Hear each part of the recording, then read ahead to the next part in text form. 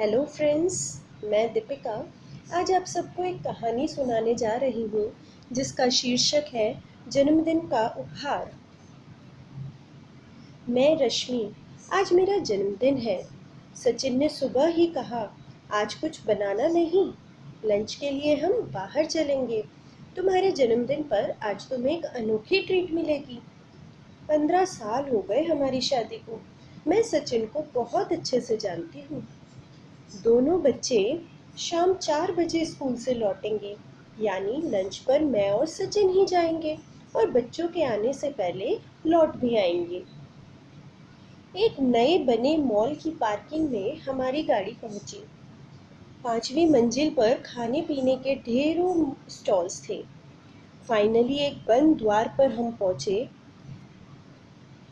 जिस द्वार पर एक बोर्ड लगा था जिस पर लिखा था डायलॉग इन द डार्क। मुझे बड़ा आश्चर्य हुआ। अंधेरे में संवाद, ये कैसा नाम है रेस्टोरेंट का?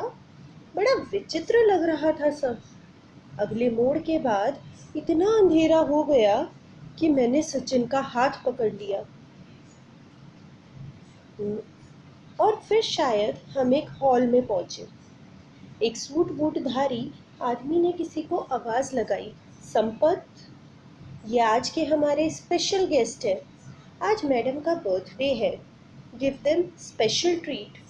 ऑर्डर मैंने ले लिया है, तुम इन्हें इनकी टेबल पर लेकर जाओ। अब उस दूसरे आदमी संपत ने हमारे हाथ थामे और हमें टेबल पर पहुंचाया। हम बैठ गए। मैंने सामने टेबल पर हाथ फिराया। जब टेबल ही नहीं दिख रहा तो खाना कैसे दिखेगा? हम खाना कैसे खाएंगे? ये कैसा जन्मदिन का उपहार है? ऐसे न जाने कितने प्रश्न मेरे दिमाग में घुमड़ रहे थे, लेकिन मुझे सचिन पर भरोसा था। फिर टेबल पर प्लेट्स आदि सजाए जाने की आवाजें आने लगी। वेटर्स का आना जाना समझ में आ रहा था। फिर वो प्लेट्स में खाना सर्व करने लगा। मैंने परोस दिया है, अब आप लोग शुरू कीजिए। आपको कुछ दिखेगा नहीं, लेकिन मुझे विश्वास है कि स्पर्श और खुशबू से आपको खाने में एक अलग ही आनंद प्राप्त होगा। उस घनघोर अंधेरे में मैंने रोटी तोड़ी, प्लेट में रखी, सब्जी को लपेटा और पहला निवाला लिया। उल्टे हाथ से मैंने प्लेट पकड़ी हुई थी, अतः प्रत्येक पदार्थ की जगह सीधे हाथ के स्पर्श से मुझे ज्ञात हो रही थी। और फिर आहा, अंधेरे में भी खाने के पदार्थ तो अपने स्वाद का मजा दे ही रहे थे, लेकिन साथ ही मैं पूछ रही थी और ऐसे ही सचिन मुझसे पूछता जा रहा था। खुशबू, स्पर्श और आवाज बस यही काम कर रहे थे। बीच बीच में संपत सब्जियां या अन्य कुछ और परोस देता। मेरा जन्मदिन, अंधेरे में लंच एक अनोखा सा आनंद दे गया। कैंडल लाइट डिनर से भी अत्यधिक आनंददायक रहा। आप जब बाहर जाना चाहें तो बताइएगा, मैं आपको बाहर छोड़ दूंगा, संपत ने कहा। तो सचिन बोल पड़ा, हाँ हाँ, अब चलो, बिल भी तो बाहर ही पे करना है। चलो संपत, ले चलो हमें। फिर संपत ने हम दोनों के हाथ थामे और हमें बाहर को ले चला। अंधेरे हॉल से हम बाहर निकले तो हम 2 मोड़ के बाद प्रकाश दिखने लगा और हम संपत का हाथ छोड़कर उसके पीछे चलते रहे। उसका आभार मानने के लिए मैंने उसे आवाज लगाई तो संपत पलटा और मेरी ओर देखने लगा। तब कमरे के प्रकाश में मैंने संपत का चेहरा देखा और मेरे मुंह से हल्की सी चीख निकल गई, क्योंकि संपत की आंखों की जगह 2 अंधेरे गड्ढे नजर आ रहे थे। वो पूर्ण रूप से अंधा था। संपत बोला, यस मैडम।